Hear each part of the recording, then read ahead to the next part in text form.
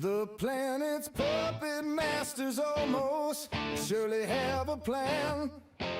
There's clearly maybe something there beyond the realm of man. And until we've thoroughly tested every last close-chested view, I find the more we think we know, the less we really do.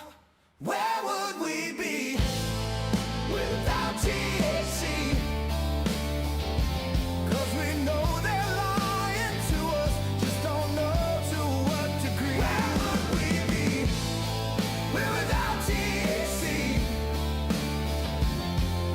The Higher Side Chat Show, Greg Carlwood and Company.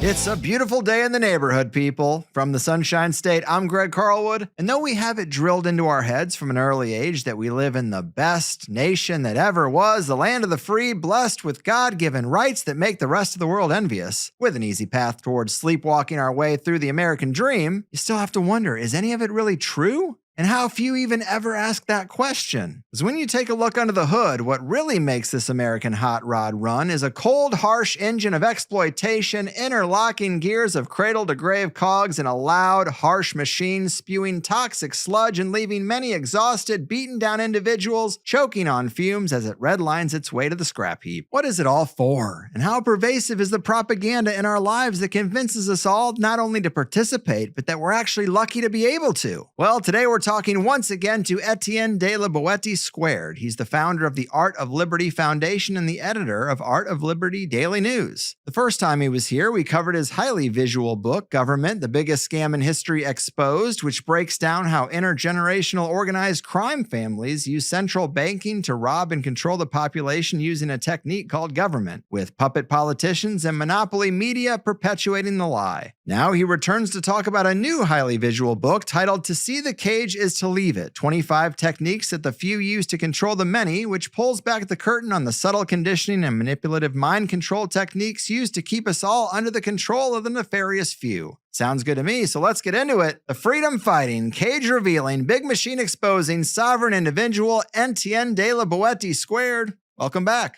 It is great to be with you again and with your audience, Greg. Yeah, man, I appreciate you sending me this care package of the new book and the 64 gigabyte Liberator. For people who can't see it, it is a credit card shaped thumb drive. You can actually pop out this side and it actually plugs into any computer. I was a little surprised that it fit into a USB slot myself. But man, there is some really spicy things on here worth talking about, from school shootings that weren't even on my radar to Sandy Hook to alternative energy devices and converting cars to run on alcohol and water and just all sorts of wild stuff that would be very handy in an apocalypse, or just to remind yourself what the system really is. But let's also remind the people of why you do what you do before we dive into the new book and this Liberator thing. Talk to us about the main goals of the Art of Liberty Foundation. Sure. So we're a startup voluntarist think tank, and really our thesis is that government was never really intended to protect life, liberty, or property. It's best thought of as a technique for robbing and controlling populations. And it's always illegitimate because it's impossible to have a moral, legitimate, logical government. We'll get into that in my presentation in a little bit. But our other thesis is that the government is being run as a criminal enterprise. It's a form of kind of tax slavery, where the people that are running the government are funneling trillions of dollars out the back door, and then they get away with it because they've created this monopoly media system and an algorithmic censorship of the internet that is controlling the information that the population receives across screens. And this theft is primarily through something called fractional reserve banking. And so the government legalizes a technique called fractional reserve banking, where the banks, when you get a mortgage or where you get a car loan or you get a consumer loan or a credit card, they're not loaning you their money. They're not loaning you depositor money. They're tickling the ivories. They create the dollars out of thin air. And that process is inflationary. And so it's stealing the value out of everybody's dollars. That's why it costs more and more to buy the luxuries and the necessities of life. And if you can imagine, the analogy I use a lot is, if I have $1 and you have $1, dear listener, or viewer, and we have the only $2 in the world, I own 50% of the world's wealth, you own 50% of the world's wealth. And then a bank or a government comes along and creates two additional dollars through fractional reserve banking or through quantitative easing or digital dollar creation or printing press or whatever it is. All of a sudden, they've stolen 50% of the world's wealth, and you and I have been reduced to 25% of the world's wealth. And so that's the essence of the scam. And then, there's a variety of other scams, from, buying overpriced weapon systems that we don't need to fight wars based on lies and manufactured intelligence, or, ethanol subsidies or mandatory vaccinations that are actually harmful for your kids. Whatever these scams are, there's specific groups that are, making billions to trillions of dollars through the government, and it's being slid out the back door to these identifiable groups that are then, paying to have the politicians elected, funding the political process, and they own the media. And then the media is never, ever going to tell you that this is going on. They're never going to explain to you the scam of fractional reserve banking. And they're never ever going to tell you the kind of good news message of the Art of Liberty Foundation, that we really don't need government, that everything the government does would be done better, faster, and cheaper by the free market, by nonprofits, by mutual aid societies, by armed protective services companies, by dispute resolution providers. So everything the government does, from armed protective services that they call the police to, dispute resolution that they call the courts, all of that could be done by the free market, and everybody would be dramatically, dramatically wealthier if the government wasn't stealing the value out of everybody's money, and the government wasn't waging a kind of economic warfare against them with the confiscatory taxation, with the property taxes, with the death taxes, with all of the hidden taxes on everything from every time you get a gallon of gasoline to a beer. If you're a smoker, a pack of cigarettes, your telephone bill, your cable bill, every time you get an airline ticket. I could go on and on. There's a gazillion, hidden taxes. But between the overt taxes, the covert taxes, and the inflation, they're stealing more than 50% of everybody's income. And we would all be crazy, crazy wealthier. Prices would actually be going down if we had honest money and we had an honest monetary system. And instead, the prices are going up, which is stealing the purchasing power out of the people, out of the dollars that people earn and save. And that is the biggest secret that the monopoly media will not tell the population. Yes, that is a really great summary there. And I agree. And it is more than 50% of our income, because you do have to factor in all the sales tax. You have to factor in, as you say, all those bills. They have an added tax. It really never ends. And then just the taking of our money and giving it to other countries that are in the club without really ever asking us. I know your recent Substack was about that recent story of us now sending 40 billion to Argentina because we're bailing out basically one guy, one billionaire who made a bad bet on Argentina, but it's all being masked. And it's like, no one wants to do that. Everyone's already mad about sending so much money to Israel. We're looking at the trillions of debt, and they're talking out of both sides of their mouth because the government is saying, well, we have to cut all these costs to deal with this crazy debt that we're in. Well, then let's start with the 40 billion that goes to Argentina. Why not start there on top of everything else? So it is really crazy, but I don't want to distract away from the fact that you have some slides to show us. I think the easiest way, best way is to do a screen share through Riverside, and we will talk about them. All right. Well, here it comes. And we'll smooth this out in editing so that there's no dead air. And Sue, are you getting my slides? I am. For me, it's showing backwards, but I don't think that's a huge deal. I'm just going to roll and just kind of like take the audience through what, my presentation. But I guess the first thing that I would say is we call it at the Art of Liberty Foundation, it's not a conspiracy theory. It's an organized crime theory. And the basics of organized crime theory, I've already touched on. Government was never really designed to serve and protect. It's a technique of intergenerational organized crime to rob and control societies. We don't really need government.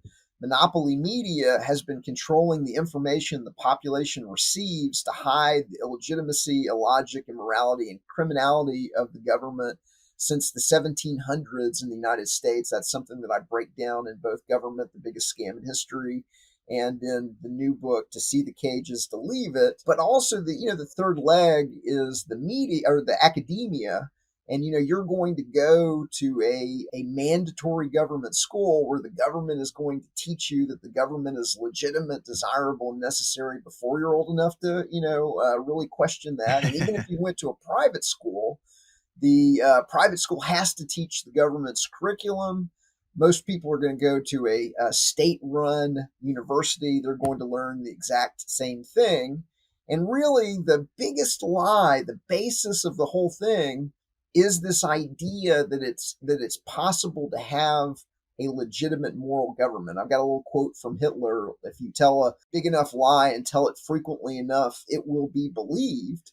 And so the idea is government is legitimate, desirable, and necessary, even though it's impossible to have a legitimate government. What I mean by that is, and I've got like just a little visualization, if John told you that you had to obey him or that he would violate you, that would be wrong. If John claims because he and his friends are in the majority, so if there's if John comes to your door with two people and he said, or three people, and he's like, well, there's three of us and one of you, and the three of us vote that you have to give us all your money, and that would be, of course, illegitimate. And so even if John and his friends are able to trick, indoctrinate, propagandize, and pay off enough people to vote for an institution to work on their behalf, and they all claim that you must obey its dictates or be punished, it would still be wrong.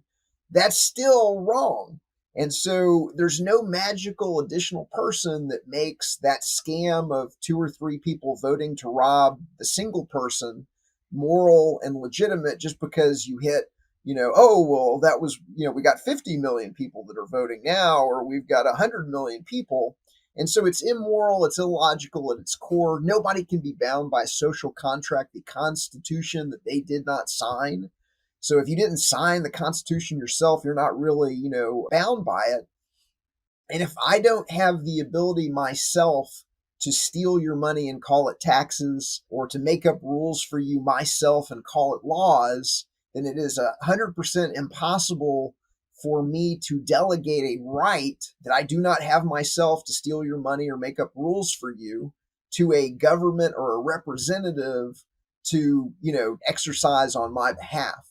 And so government really has been the biggest scam in all of human history. And so they get away with it again through this. Let me ask you this. So you say it's morally and logically impossible to have a moral, legitimate government. Voluntarism is the only political philosophy that is fair to everyone. I agree that it might be fair to everyone, but even in that system, couldn't someone say, well, hey, I was born into this and I didn't sign up for this and I don't agree with voluntarism. I actually want to be more aggressive and I think I should get a bigger share of the pie. I mean, anyone can decide that, and there'd have to be some form of checks and balances there. I assume that the punishment in that case would be like, well, if that's your attitude, then you aren't in this system and you would be kind of excommunicated. Well, there wouldn't be a system. And so in a voluntary world, you can have governance without government. So you can have everything that you want out of government. And so, because everybody wants to be safe and secure in their own home and in their business, you can have armed protective services because that's a right you have yourself. You have the right to defend your life, your liberty, and your property. And so you can hire a company, and people do today, and they provide, like companies like ADT and Garda and Westech. They provide armed protective services today, but the guy doesn't have rights that you don't have. He can only exercise the rights you have on your behalf. And so he can't come over to your house. You can't call him because somebody's breaking into your house, and he gets there and he sees that your neighbor is smoking a plant, which isn't really a crime, even though the government likes to pretend it's really a crime and arrest people for things that aren't really crimes. So he wouldn't have the right to go over and arrest your neighbor for smoking a plant or for gambling or for doing things that aren't really crimes. He would only be able to help you with with your armed intruder or somebody that's threatening you, or the good things that the police do. When the police are actually catching bad people, everybody loves the police. It's the fact that the police are violating people's natural law rights by arresting people for things that aren't really crimes, which is why people hate and despise the police, because the police are willing to set their morality aside and use violence on peaceful people for things that aren't really crimes that gets everybody mad at the police. And so in a voluntarist world, you could have an armed protective service company, but if they're rude to you, you can fire them. Unlike the monopoly police today that can be rude and abusive and whatever, and you have no say.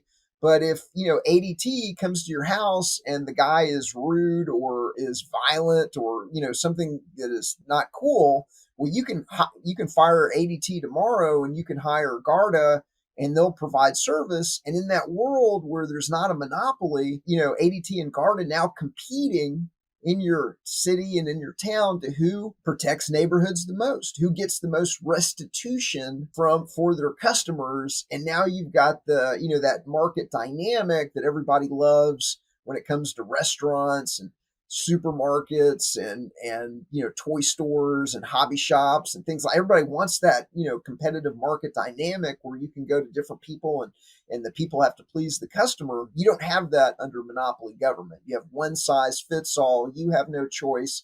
Take it or leave it. You get Social Security, even if you want to invest in gold, even if you want to invest in Bitcoin or whatever it is, it's tough. You're stuck with this is the retirement system, and it's going to only pay you a tiny fraction of what you would have earned through a private investment. And it doesn't matter because that's the way it is and that's what you're going to take. And by the way, it's a Ponzi scheme and it's actuarially impossible for it ever to pay out the things. And so we've all been hoodwinked by this organized crime system that has stolen all of our money and then blown it on weapon systems that we don't need and ethanol subsidies and a bunch of bullshit where they're stealing the money out the back door. Right. And the monopoly media isn't really telling us what's going on. But the core of all of that is it's impossible to have a legitimate government. I've been doing this for 5 or 6 years now. I have never, ever, ever had anybody disagree with that.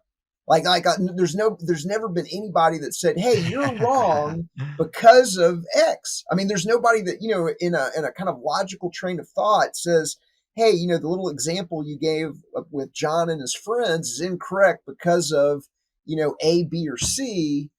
Everybody, like, once you really think about it and once you really unpack government, you're like, hey, wow, you're right, man. It is a scam, but people can't get their mind. Like a lot of people, I'm sure you've got a very intelligent audience, but like a lot of people, they just can't wrap their mind around that. They can't imagine that everything that's taught in the schools, everything that's taught in the colleges, everything that is, the system has built into it over decades and centuries has been a lie on its face.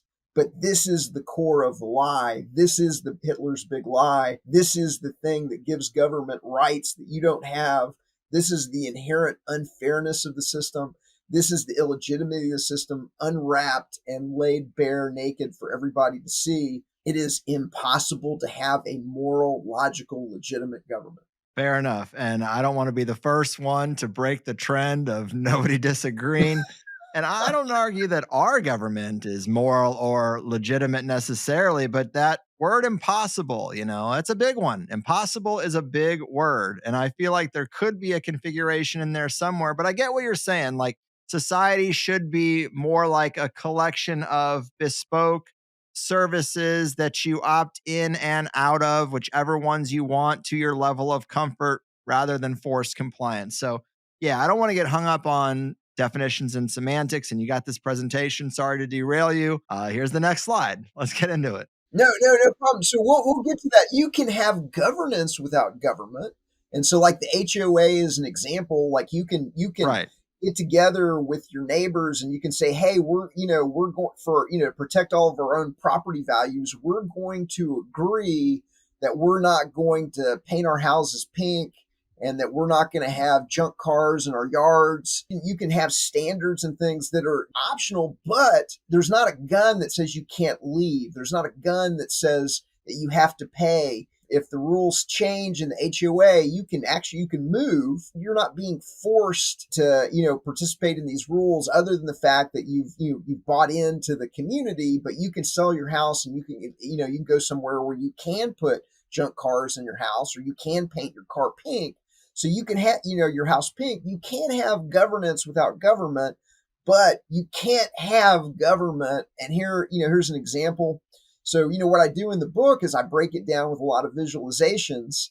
And in the example that I use is, Lysander Spooner, who was a famous abolitionist and legal theorist, wrote one of the most famous books in American history is called No Treason, The Constitution of No Authority. And he wrote this book in 1870 and in 8,621 words and in 70 to 126 pages, depending on which edition you're reading. He breaks down in no uncertain terms the complete impossibility of the Constitution, the fact that it doesn't, you can't, grant rights that you don't have yourself. You can't be bound by this social contract that you yourself did not sign, that the people that signed the Constitution, they can be bound by it. They can all agree that they're going to, participate under the rules that they just created, but nobody else can really be bound by it. Now, in the book, what I do is I do a lot with memes and visualizations. And so here is a meme. And for the people that aren't, looking at the presentation, it shows the signing and James Madison is leaning over the table at one of the delegates of the 1787 Philadelphia Convention. And he says, sign right there where it says we give ourselves the power to make up rules and take the wealth of others. And right off the bat, in 21 words, it makes the Constitution, just shows the ridiculousness of the idea. Well, of course, you can't just write down on a piece of paper that you alone get to make up rules for everybody and steal the wealth of others. But that's what they did. And then I have another one, I've got another meme as an example, and it's the Constitution condensed version, and it's a napkin. And on the napkin, somebody's scrawled, I have authority over you because it says so right here on this napkin. Give me your money. And that's essentially what the Constitution says. And then what happened, back in the 1700s is that, they hijacked a convention, the famous Philadelphia Convention, that was convened only to amend the Articles of Confederation. And after over half the delegates wouldn't attend or left early or wouldn't sign, at the end, they produced an unauthorized replacement that became the Constitution and that gave the government the power to steal and tax and things like that. And then they said, okay, we're going to have an election. And so then they trick and propagandize a bunch of people into participating. At this time, there were about 3 million people living on the continent. Okay, in the colonies, there were about 3 million people across, the 13 colonies. And less than 1% voted. Less than 6% were eligible to vote, but less than 1% voted. So a very, very tiny majority of people are tricked into participating in this election. And then the newspapers go, oh, we have a new government. And they just begin pretending like it's valid and it's legitimate. They're controlling the information that the people, receive about the legitimacy of this. It's the bankers. They own the newspapers. I break it down in Government, the Biggest Scam in History, but they're controlling the information. And then most people, they're like, oh, we've got a new government. They never, ever thought about it. And back then it was a monarchy, they thought monarchy was legitimate. They thought the divine right of kings is legitimate. So, I guess the fact that we get to vote is better than just having a king. So essentially the population was tricked into it. And then they're keeping on running. Those memes are an example of how I design books, because I know a lot of your audience, intelligent people, they already know all this. And so if you already know all this, I apologize. I did not write the book for you. I wrote the book for your friends, your family, your neighbors. And what I do is I design these books to wake people up and to shake them out of the kind of complacency of, oh, this is the way it is, this is the way it always has been. Well, of course, I'm not a free human being that lives on the planet. I'm an American. No, you're a free, independent human being that lives on the planet. You don't owe anybody any money or any allegiance by where you were born. And so the government is kind of tricking people into they're creating an artificial tribe. They're using the fact that most people are tribal, and they're creating and they're giving people an artificial tribe using the media to propagandize them into thinking that if you live in Florida, as you do, Greg, that you have something in common with somebody that lives in Alaska or Hawaii or Oklahoma. And they're trying to convince you that, like, your real tribe is your friends, your family. It's your family, number one, and then it's your neighborhood, it's your church. Those are your real tribe. Somebody, if you live in Florida, somebody that lives in the Pacific Northwest in Portlandia, they're not really in your tribe. Okay, the government can and the monopoly media can try and propagandizing you and thinking that you're in the tribe. We're all in this together and everything. Like, no, you're not. You're getting propagandized and robbed. But to get that across to people, I create these books that have a lot of visualizations and memes and expand the amount of people that will read books significantly versus a text-only book. And then I'm leveraging a lot of human beings' innate pattern recognition capabilities to expose the historical patterns, the monopolizations, the repetition of the propaganda techniques, and I'm using visualizations to make what was invisible now visible using visualization. So an example that I'll get to is in a little bit is if you didn't know that there were 6 monopoly media companies on the old school media side, not the internet, but like newspapers, print, television, etc. If you did not know that there were only 6 companies running hundreds and hundreds and hundreds of subsidiaries, you may or may not believe me, but if I show you an actual media ownership chart where you can see that News Corp doesn't just own Fox News, but News Corp owns 175 newspapers, and they own satellite companies, and they own movie studios. And they own movie production, and they own movie distribution, and they own television programming, they own and magazines. And like, you can actually see all of the companies and subsidiaries rolled under that. You're like, holy crap, there's 6 companies running hundreds and hundreds of subsidiaries to give everybody the illusion that there's all these different media sources in society, but it's really a monopoly. It's really a cartel. And all 6 are working together to censor certain information from ever reaching the public. And this is it. You're over the target right now. This is the number one thing that you will never see on the monopoly media. You're getting it right here, right now, unfiltered, raw, that government has been a scam. You don't owe anybody any money, but you know what you're doing. And as we're about to get into, they're running unethically manipulative techniques on the population that creates a cult.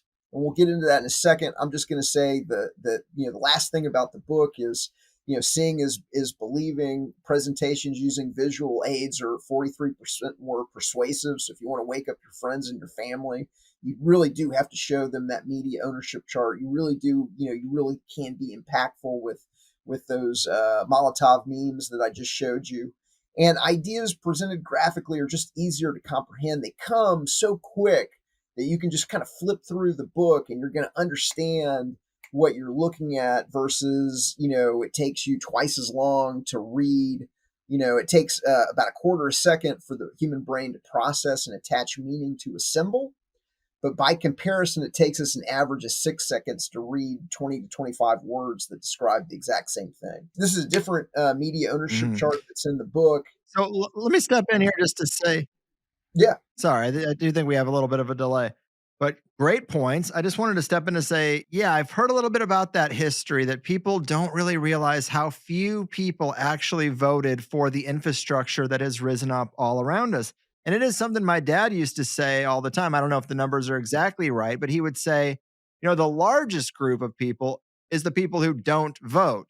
So, it seems like you got 30% Democrat, 30% Republican, but then 40% not voting for either party. And if those people could come together around an idea, which is, a very tall order, then maybe some change would happen. But as you say, you don't make these books for the people who are awake and aware. You make them for our friends and family, and you hope to wake other people up. Well, I agree with the sentiment. Obviously, that's what this show is. Like, we're trying to get more people to see through the lies and acknowledge the truth on a whole host of subjects. But let me ask you this. So, if you think about the American population, or, we shouldn't say American because that's part of the label propaganda, but the people who live on this landmass, if you think about them as a pie chart, you've got a certain percentage of people that are like us and like most of the listeners who know this stuff and are awake and aware. And then you got another percentage of people, a section of the pie chart that are ignorant, but would become awake once they are presented with the information that you're presenting that they haven't heard before. And then there's a third contingency of people who will not look at the information. It doesn't matter if you hand them the Liberator, plug it into their computer. They're not going to look at it. They don't want to confront Sandy Hook. They don't want to confront 9/11 or any of this other information. I'm just curious what kind of percentages of the pie chart you put at these different categories, because to me the largest category is the number of people who won't even look at the information, and I don't know how you can get through to them no matter how much stuff you present. So Leonardo da Vinci said, Because we need those people, right? We do need them to make a significant change. well, maybe we'll talk about that in a second. But to answer your question, first of all, I just wanted to say, Leonardo da Vinci said that there are three classes of men. There are those who see, there are those who see when they are shown, and there are those who do not see. And so that's essentially the dynamic that you just described. Yes, exactly. Now, with respect to what's going on, there's a huge psychological resistance called cognitive dissonance, where the human brain refuses to accept new information that either conflicts with previously learned information or causes psychological pain. And so that's really the dynamic that we're about to break down. The government has been running these unethically manipulative techniques on the population that make the population look dumb and foolish for falling for the techniques. And now we're coming along and we're trying to say, hey, there's been this monopoly media system and this monopoly academia system, and everything that they've taught you is wrong. And everything that you taught your friends and your, especially the people that are into the patriotism and into the Constitution and everything like that. And they've, reveled in explaining to their friends the if we just did the Constitution the way it was supposed to be, everything would be great. And the problem isn't the Constitution. The Constitution's great. It's the fact that we won't abide by the Constitution. Well, no, the Constitution didn't work. Constitution completely is an abject failure. It was not able to limit government in any way, shape, or form. It did not, we have the largest government ever, so it was not able to restrain government at all.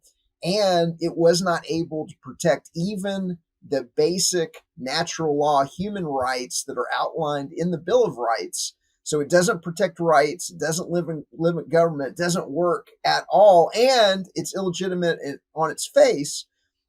But there's been a lot of people that grew up their entire lives explaining the wonderfulness of the Constitution because they were tricked, because all of the books and all of the things they saw on television and a lot of even today, there's these controlled opposition voices that are being funded with studio environments and public relations teams and tier one studios and PR people and producers and things like that, to where they're dominating the airwaves so that you're only getting that viewpoint and people are never, ever exposed to the other side of the argument.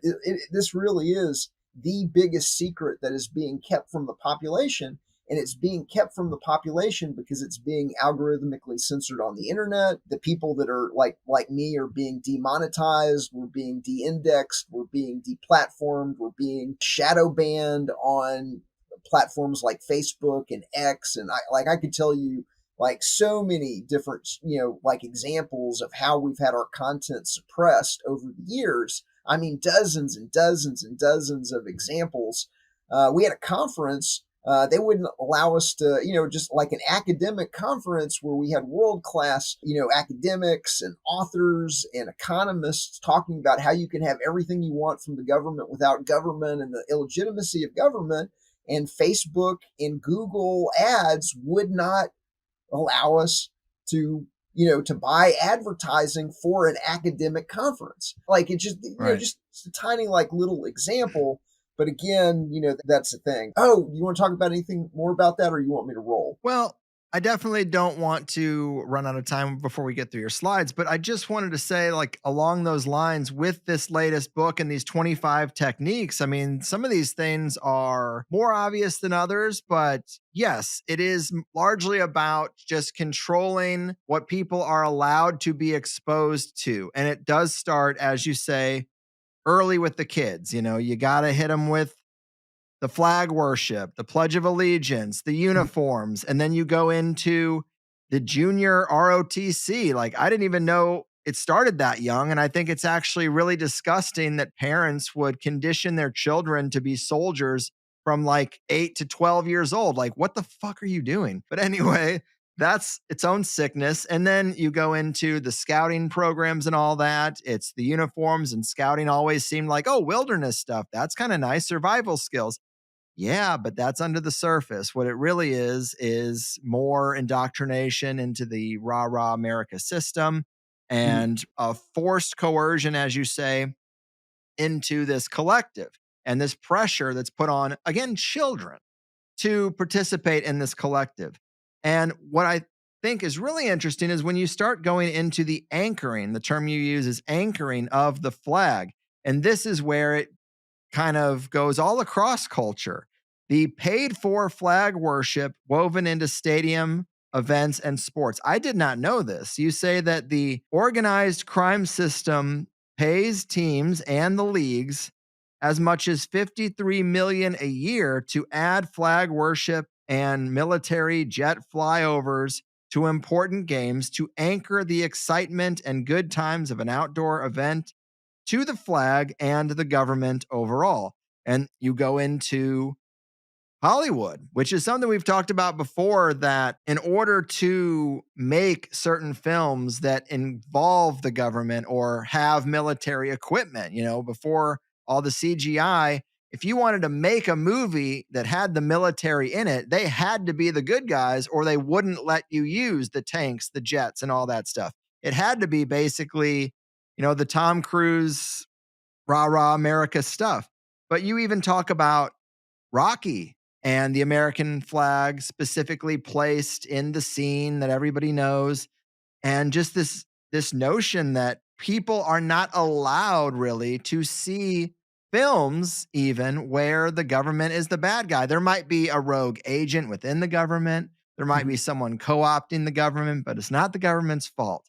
And I just think that this anchoring of the flag is really interesting. Another example, Matt Damon escaping from Mars in the movie The Martian, where the entire film builds to his escape from Mars and then immediately cuts to Earth where people are ding, ding, ding, waving American flags, and Mission Control has a giant American flag on the wall. Going back to sports, another thing that you say in the book that I did not know. Okay, we want to get to the meat and the potatoes. We're gonna jump to the meat and the potatoes. So, all right, here's the Okay, this last example, though, I want to point out. So in yeah, yeah. basketball, I did not know that there's an American flag on the backboard of every NBA backboard. And I didn't know there was an American flag on the back of the helmet of every football player, and that they are not allowed to remove that American flag. I wonder if Kendrick, or what's that guy's name who did the kneeling? Did he try to do that? Has anybody ever tried to say, I want to play in the NFL, but I want to get this flag off of here? I don't know if that fight has ever been fought, but it's curious. Just, yes, the flag is ubiquitous and it's all mind control to anchor us in the illusion of America. Okay, so what is the big reveal in my new book, To See the Cage is to Leave It? And the belief in government is being secretly and unethically indoctrinated as a religion. Now, they're not calling it a religion. but they're using all of the same tricks and techniques that an unethically manipulative religion or a cult would use on their followers. And so the basics of the religion, it's called statism. And statism is the belief, the 100% indoctrinated belief in having a state or having a government. Okay. Nobody is born thinking that having a government's a good idea. You're taught it in the mandatory government school or the accredited private school or whatever it is. It's 100% indoctrinated idea. So the government, the state is God. Politicians are prophets. The flag is the equivalent of the idol. It's the artificially created religious icon that has meaning woven around it. The laws or commandments. Voting is the equivalent of praying, and taxes are the equivalent of tithes. And for those that are following, that can't see the slides, I'm sharing some visualizations that kind of, that just very quickly bring you to this understanding. There's sacred symbols and text. So the Constitution is the holy document of the religion. The Pledge of Allegiance is the common prayer. You're going to sing the hymns of the national anthem and the Star Spangled Banner. Washington, D.C. is the equivalent of Mecca in the Islamic world. You're going to be brought there as a impressionable, in middle school, and they're going to take you into the cathedral of the capital that looks like the Vatican. They're going to, take you to the temples. They're going to show you the deities of Lincoln and Jefferson, and it's going to be in a Greek temple. Literally, like if you've been in the Lincoln Memorial, is almost like a double, like an exact replica of the Parthenon, which is a Greek temple to the goddess Athena. And in Jefferson's temple, it's almost the exact same statue as Athena, but it's Jefferson instead of Athena, as you would find in the Parthenon. You're going to do common prayer at the sports games where everybody stands up together. There's a huge social pressure to participate and to stand up and to participate. And like you said, they're paying the teams to do it, which is part of the reason that that it's illegitimate and artificial, is they're having to pay the teams, and all of this is being paid for in the movies and in the television, and they're making the government the hero. The school is the church. The teacher is the priest. You're going to do mystical rituals like voting and everything. And you're not really voting. They've got it all rigged with the black box voting and the mail-in ballots to be able to, make anybody win anytime they want or anything like that. But that's the basics of the religion. And the number one technique is the mandatory government school system. So they're going to force you into this worldview before you're old enough to really evaluate the logic and the morality of, is government legitimate, desirable, and necessary? They're going to tell you that not only is it legitimate, desirable, and necessary, they're going to get you pledging your allegiance to it in a religious worship of common prayer where there's a social, pressure to participate. You don't want to be the kid that, he doesn't do it, kind of a thing. And they're going to take independent human beings and they're going to give them this worldview before they're old enough to really evaluate the logic and the morality, which interestingly is the exact same technique that they ran on the Indians after they conquered the Indians and after they stole the Indians' land. And so if you know anything about what happened in the frontier wars and everything, is after they conquered the Native Americans and they stole their land, they would send the Indian children to mandatory government schools called Indian boarding schools. And they turned the once free Indians in one generation into quote unquote citizens, taxpayers, and soldiers. And so it didn't work on all of them. There's always a small minority of people that are able to, they're independent thinkers. They're not going to go along with it. I've got a cool t-shirt here that says boarding school dropouts that shows some pictures of some Indian warriors that did not give up their culture, did not, join the army, did not become taxpayers or whatever. But for the most part, they ran this technique on after they conquered the Indians. They turned the once free, proud Indians into taxpayers and citizens and soul dyers. But it doesn't work on everybody.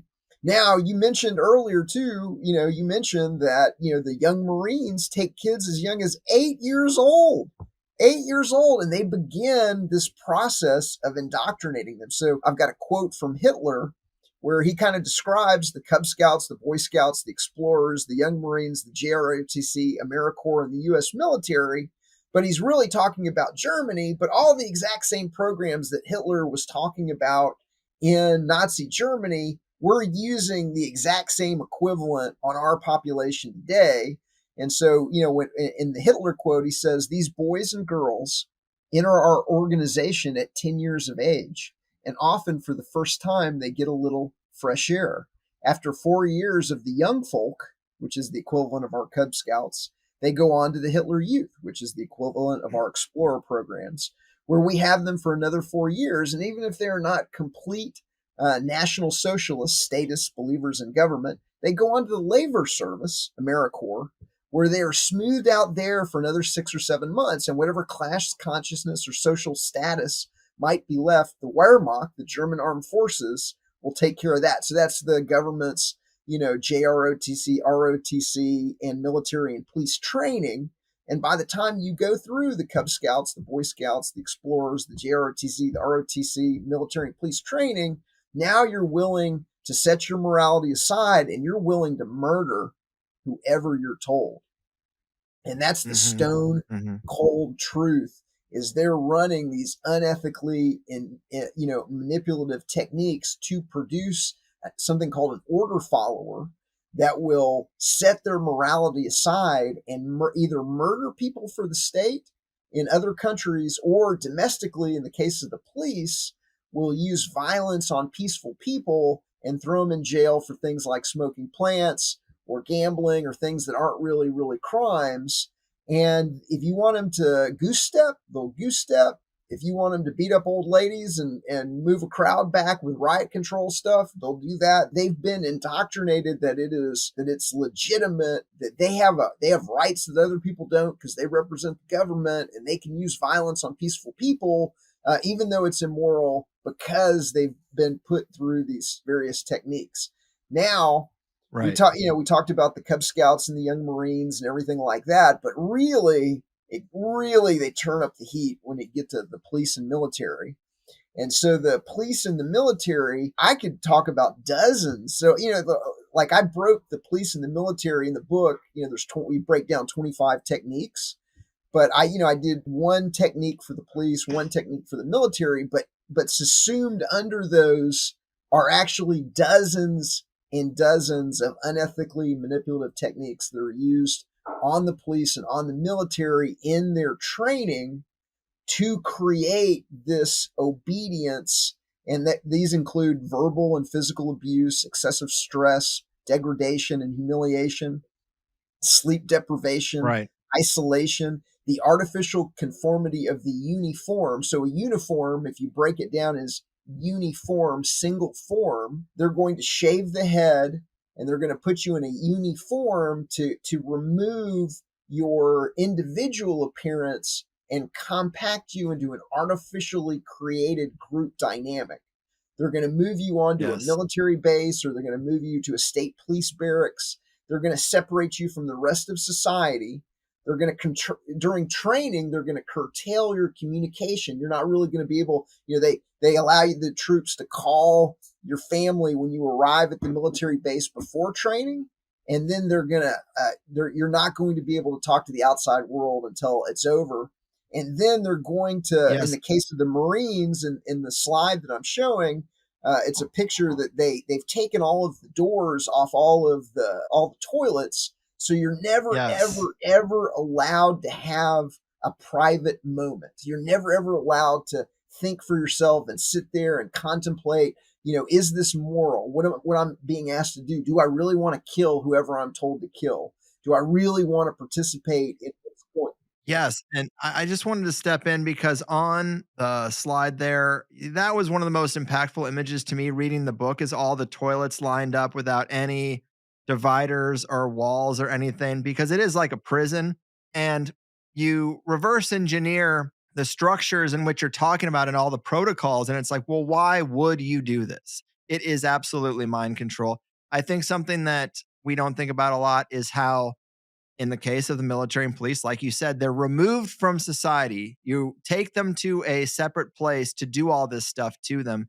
And personally, a lot of it's like this stuff is the stuff that has always been easy for me to avoid. I saw Full Metal Jacket probably way Mhm. before I should have. And this idea that it was all breaking people down and manipulative, like it was kind of obvious to me really young. But the stuff in the book that I think is even more impactful is the stuff that affects us all. Like, if you don't like the aggression of the military and the police, then just avoid it in your life. Fine. I mean, as much as you can until you're on the receiving end of a baton or something.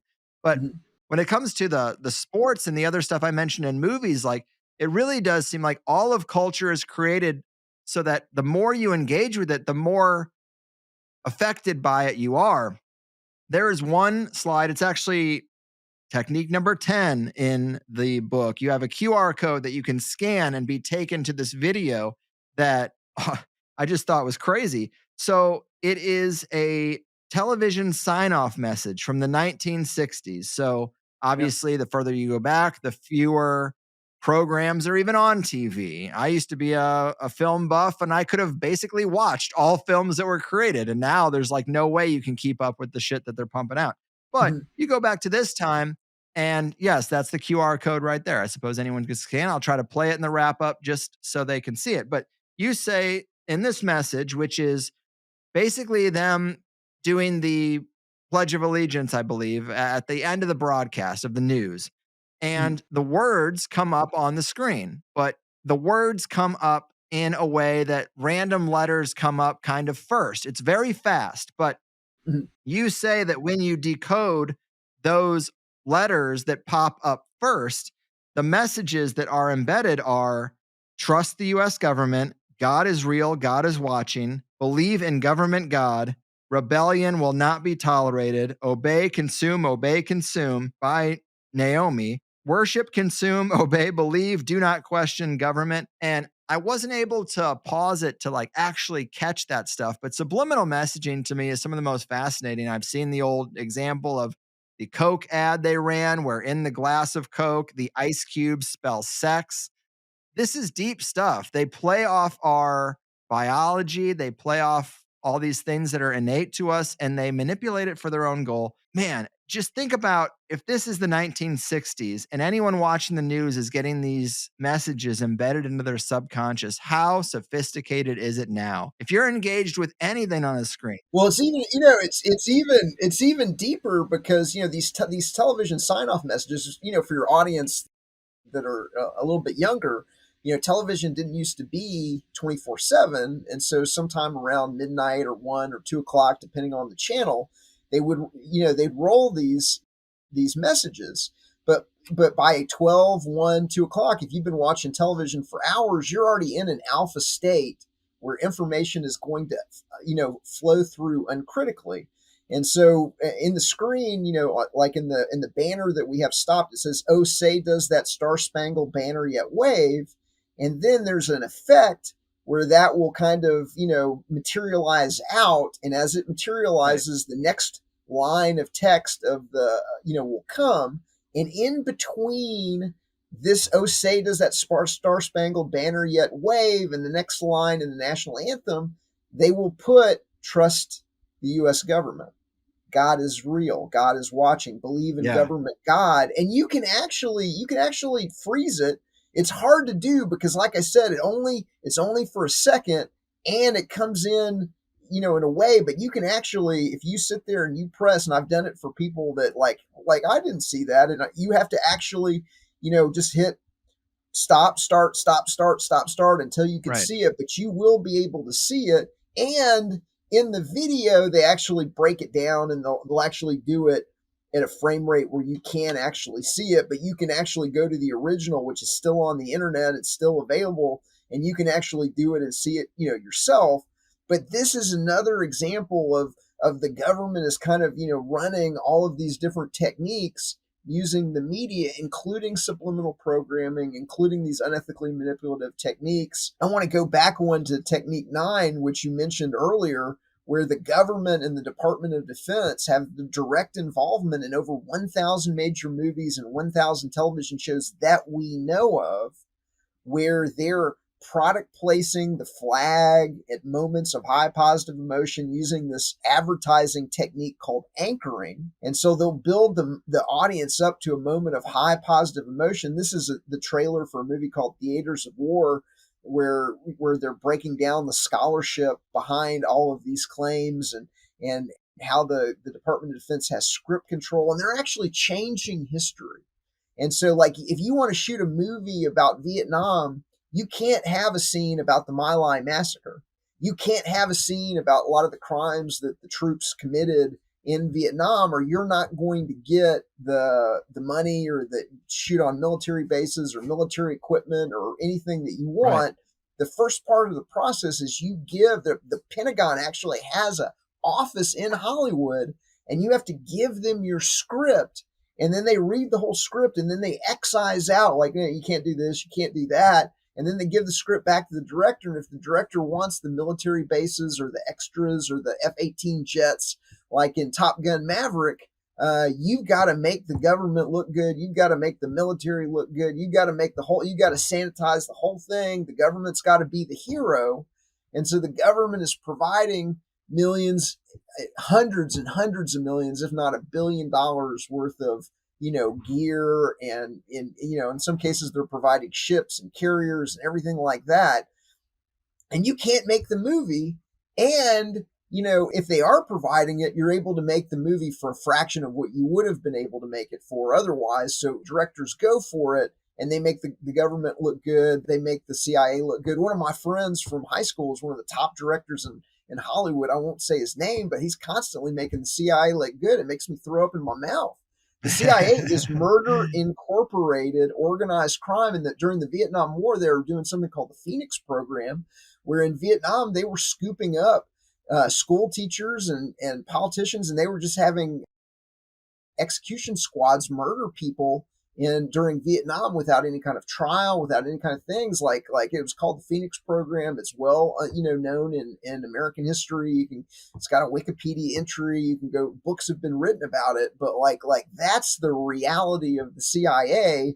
It is not Tom Cruise saving the world in Mission Impossible. But most people, if you don't know that this dynamic is going on, you've been raised your entire life in this soup of propaganda where every movie, the government is the hero, whether it's Mulder and Scully, the FBI, whether it's the ATF. There's a movie we saw the other day that makes a hero out of the TSA. It's like a TSA agent that saves the world or saves a city from a nerve gas attack. It's like unbelievable. The TSA is the hero. Yeah. There was also that movie that came out this last Christmas season, I think, called Carry On, that had Jason Bateman in it, and that was again like a TSA. Yeah, that's what I'm talking about.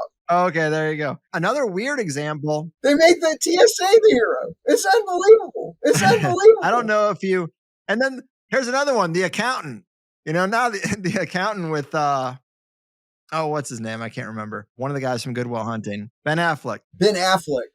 Connected to the CIA. That's another one that comes to mind. He was in Argo. He was in Argo. He made the CIA look good in Argo. And this is not what we're talking about, but just another semi-related thing I saw recently. Because if you control the movie studios and you control the money and the budgets, then you control what media gets made, because nobody has $1 million to make anything. You just say, oh, this is what it costs. Buffet craft table doesn't just serve itself. We need this money. So another one that came up recently is I saw a video where they interviewed the head cameraman or cinematographer from Eyes Wide Shut. And everybody knows Eyes Wide Shut has a lot of weird stuff about it because Stanley Kubrick died before it came out. And there's always been speculation that the movie was reshot or re-edited. And sure enough, this guy says that the movie he filmed, the scenes he filmed, are radically different than what came out as Eyes Wide Shut. And basically, reading between the lines, he kind of confirms that the movie was supposed to be about pedophilia rings in high places, and they just kind of cut that out. There are some allusions to it, especially towards the end, but it was way more overt originally. And they said, you can't make this movie. We're going to reshoot it. We're going to kill you. So you never talk about it because, you just spoke about the unspeakable thing. And sure enough, I just find that to be interesting because even with people who have clout at the end of their career, they might think, you know what, I'm going to go there. And then Yeah. that's what happens to you when you try to do that. It's because it's murder incorporated organized crime. And the technique that you're describing, so what I describe as the most powerful weapon in the U.S. arsenal is not a hydrogen bomb, it's control of perception. Can we control the information that society receives to get them to go along with something that is not in their interest, being tax farmed and being ruled and, and having a ruling class that has rights that you don't have and everything like that. And so part of that is, the ability to put something on the screen, but part of that is also the ability to kill Stanley Kubrick and take those scenes out and to censor certain pieces of information, whether it's the Department of Defense doing it for the movies, whether it's the news networks doing it to, cover up, Epstein, whether it's the Trump administration doing it to cover up Epstein, whatever it is, the ability to control the information that society receives is that the most powerful weapon in the world. And it's why most people don't think of themselves as just, a free and independent human being that was born on the planet in this area that some people are calling, America. They think of themselves as an American. They wear the flag of the system that is stealing their money and oppressing them and tax farming them and everything like that. And they don't think about it twice because they've been subsumed in it. They've grown up, the fish doesn't understand that he's in water the same way that if you've never heard these ideas before, if you've never been exposed to this before, if you did not know that this was going on, then you're somewhat shocked. But this is the pirate broadcast. This is the Nebuchadnezzar, sending out its pirate signal to expose, what, finally with the self-directed internet, now people can go and self-select their information. It's not like used to, like I grew up in an era and we had 4 channels on TV and one of them was PBS. And that was it. There was no internet. If there were news, like if you wanted to find alternative news, you had to subscribe to a newsletter. The newsletter might cost you $100 a year and it came in the mail. And the CIA would frequently have them take it out of the mail. And the CIA is like, as his censored books, they very famously censored, I'm having a brain lock, but Huckleberry Finn? It wasn't Huckleberry Finn. It was Tragedy and Hope by Carol Quigley. Oh, that is a scholarly tome by one of the most famous historians and professors out of Georgetown, which says there is a secret government and there is a secret system behind the government, and there are a small amount of people pulling the legs. And I had access to these people's material, and here's an overview of how the system works.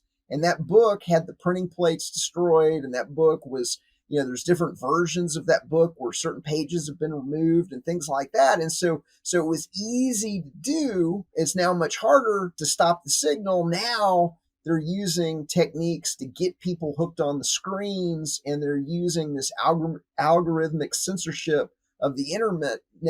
They call it freedom of speech without reach. So if you were to post this, once we finish this interview, if you were to post this on your X account, X is not going to show it to your subscribers, even though your subscribers are subscribed to it. If you send it out over email, Gmail is going to put it into their spam messages, or they might not deliver it at all. If you put it on Facebook, Facebook's not going to show it except to the people that you talk to on a regular basis, that they know that through messenger traffic. So that, it's very, very sophisticated. So it's freedom of speech. You can say whatever you want, but they've ghettoized everybody into these algorithmically controlled social media platforms where they're able to stop the spread of certain pieces of information that they don't want, at the same time that they're able to put information into your feed, your Facebook feed, your X feed, your Twitter feed, that is either going to distract you or deceive you or propagandize you or something else. So they're at the same time that they're turning down the authentic voices that are trying to get this important information into the public's conscious, they're turning up voices that reinforce the propaganda narrative. You may see Lee Greenville may pop into your Facebook feed singing, God, thank God I'm American because at least I know I'm free. At the same time that even if you've subscribed to me on Facebook or X or whatever, they're just not going to show you, it's not going to come across the feed. It's called a shadow ban. It's well recognized, but this is how the most powerful weapon is control of perception. And this is the way that you do it in the information age. AI is going to make it much worse. And they're just taking Americans that don't understand what's going on and they're leading them around the nose on these controlled platforms. Yeah, it's very much true. I'm just curious, have you ever thought about for yourself, like maybe expatriating to a place that has less infrastructure and more freedom? Yeah, so I cover that in my book, and I'm working on a new book where I'm covering all of the different, in the new book, voluntarism, how the only ism fair for everyone leads to harmony, prosperity, and good karma for all. I'm covering a lot of the different, either network cities or places like Prospera in Honduras, where they've negotiated a sovereignty with the government of Honduras where the laws don't apply, and they've got, one of the lowest taxation rates on the planet. There's all these different. I'm covering the Free State Project. I'm covering Montelibro and Montenegro, and there's a bunch of places where people are trying to get rid of government and have self-government, have voluntarist free societies. You can have socialism in a free society. You can't have a free society in socialism. So it doesn't like you can have communism in a free society. You can't have a free society under communism. And so, if you want to, like in a free society, if you want to, if you think communism is the way to go, then go get a commune and talk a bunch of people into doing it and show us that it can work. Don't force everybody at the point of a gun to go along with your communism or your socialism or even your constitutional republicanism. Yeah. We want real freedom. When I say real, I mean real in all capital letters, bold, italicized, and underlined, not fake freedom like you were taught in the schools or on the television. I'm talking about we want real freedom, 100% real freedom, because there's a group of people that can't be tricked into servitude. We just want to be free. We see through the tricks and the techniques. And so that's what we're doing at the Art of Liberty Foundation. We're helping people that want to be free punch above their weight and get this message out in an effective way around the world using the liberators, using the books, doing media like this. And so that's what we're all about. Okay. I love it. Yeah, I used to think I might want to live in a co-op commune type situation. Then I met the co-op commune people and decided maybe I didn't want to do that. But I'm sure I didn't meet everyone. I'm sure there's a lot of great people doing that kind of thing. But either way, exciting to know about these pockets around the world where these kind of principles are being implemented and they're, at least it seems like they have agreements to be left alone. That's really exciting. And of course, people should check out the Art of Liberty Foundation. I appreciate your time. This has been really enjoyable. If we were all as committed to our beliefs and values as you are, the world would be a better place. But thank you for taking the time and take care. Yeah, and thanks for doing what you do, Greg. It is appreciated and always a pleasure to talk to you. All right. Can you believe it, people? There it is, round 2 with the forever freedom-loving Etienne de la Boetie squared. Most awkward name in the game, but it does sort of roll off the tongue when you practice it as much as I have. I know there will be some mixed feelings with this one. I have them myself. I did try to keep the conversation focused on the areas that are interesting and the stuff like diagnosing the problems and going deeper into the content of The Liberator, though that was kind of second hour stuff. I did enjoy jumping right into a multimedia presentation. I tried really hard to keep the audio listeners in mind through that. If you found it annoying, of course, the whole first hour is available on YouTube for free. But we were able to kind of keep it moving and highlight some obvious and some not so obvious aspects of the big machine.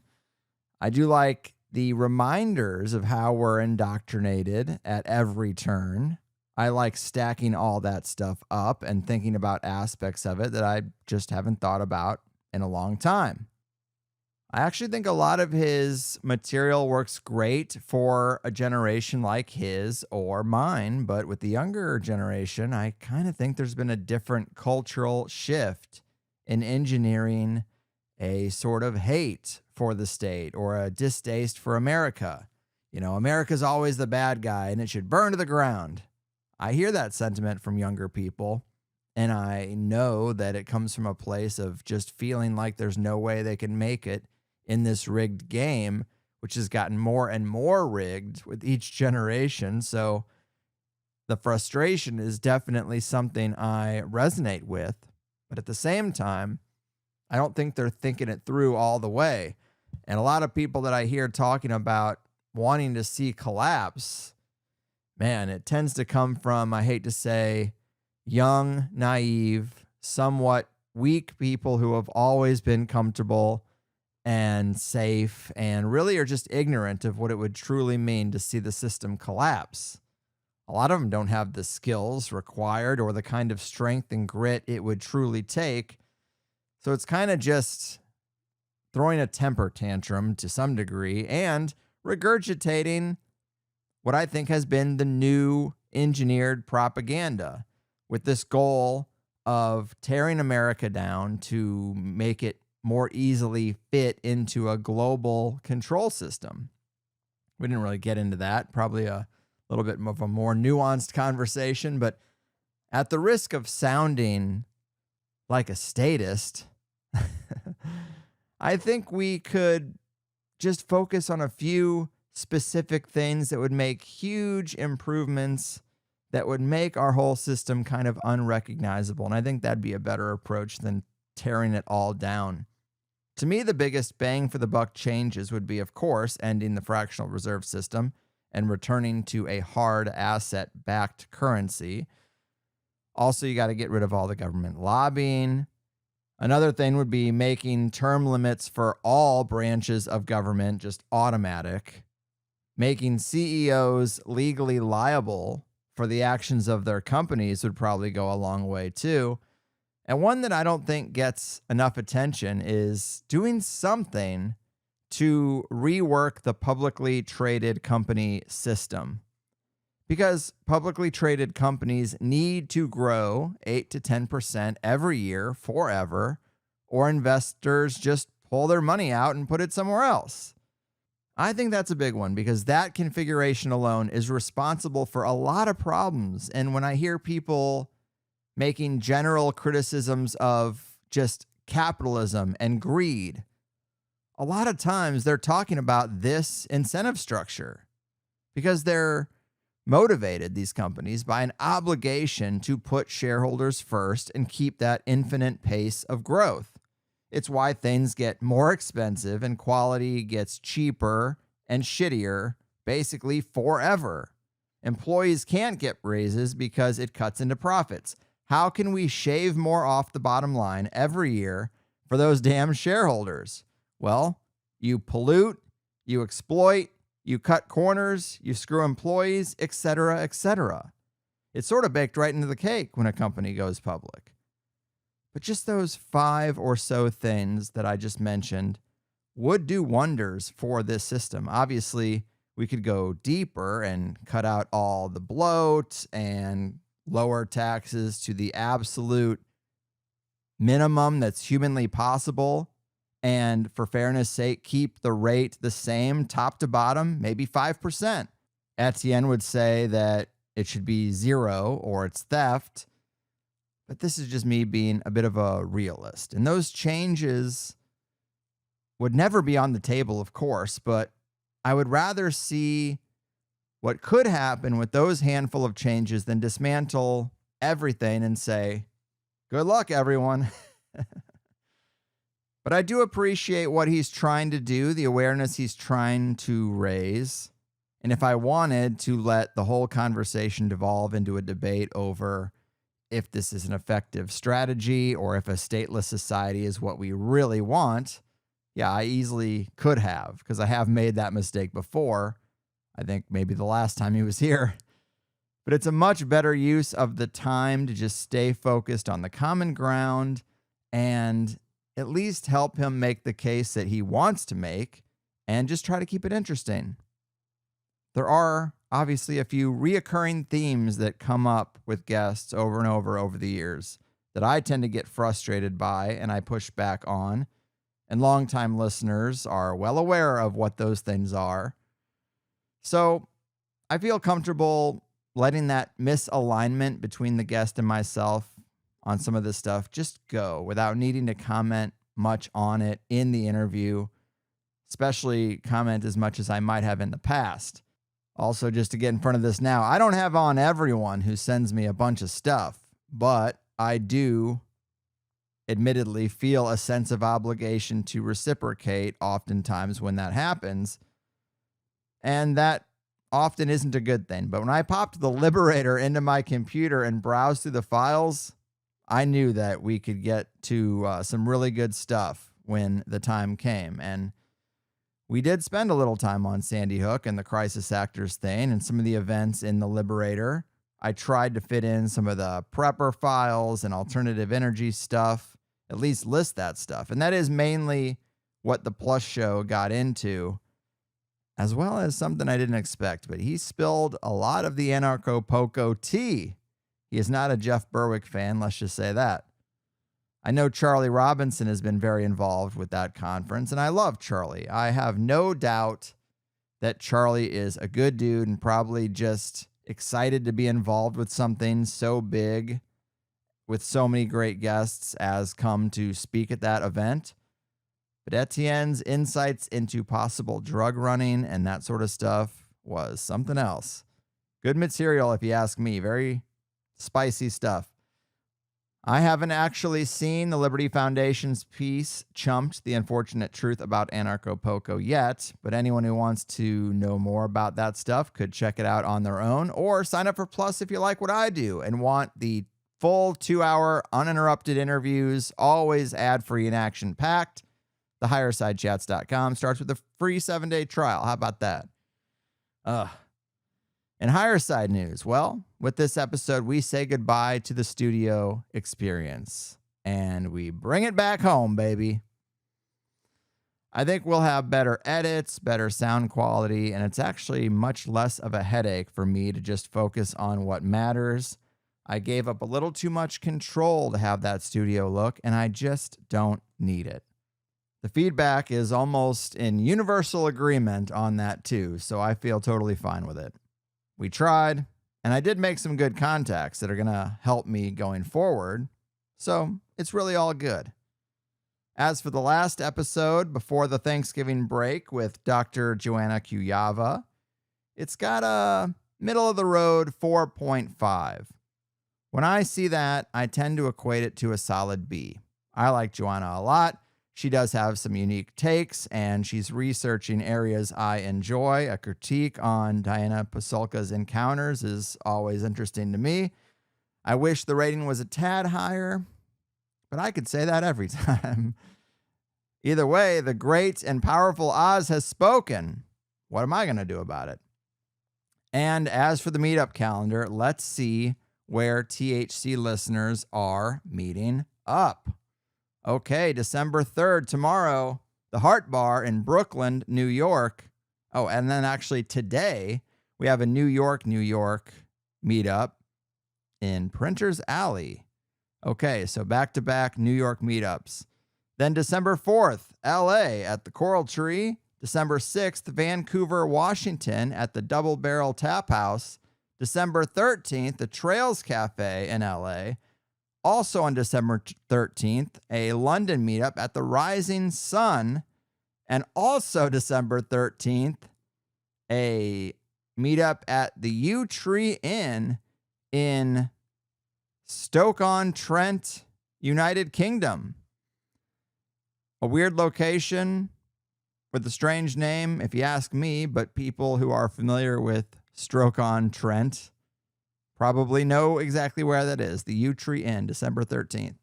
And then there are a couple here for January already. We got Gilbert, Arizona at the Desert Monks Brewing Brew House.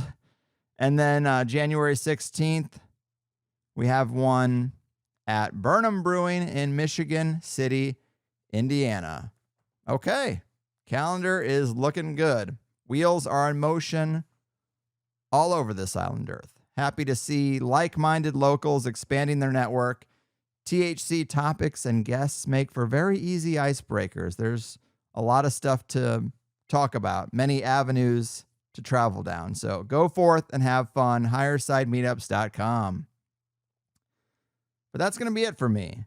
If you enjoyed this material, check out the book. Definitely consider The Liberator. It's a very fun product and a great archive of collected material. Take care of you and yours. I've done my part. Your move, engineers of indoctrination, freedom, fallacy, facilitators, and statist scum. Your fucking move. It's so sad to see running what they got. Still can't be happy, even up on top. It only makes sense that every story has an end. Too much pressure makes anything break where it used to bend. There's something rotten in Denmark. There's something broken about LA. It's all falling down in London. I don't think New York is okay. Well, they cast a long shadow. Almost anywhere you go is a complicated goodbye for the devil. We know.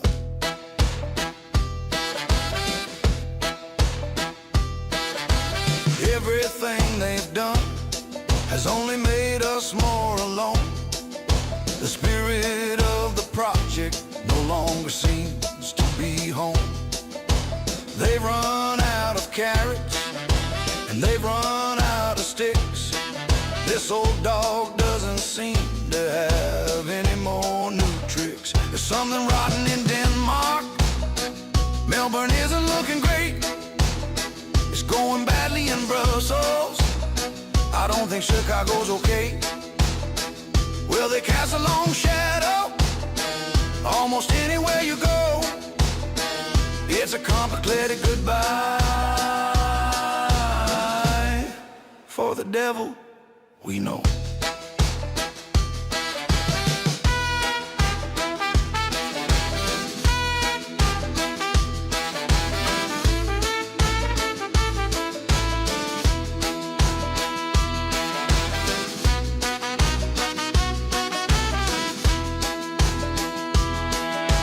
What comes after, I wonder? No, they won't go quietly.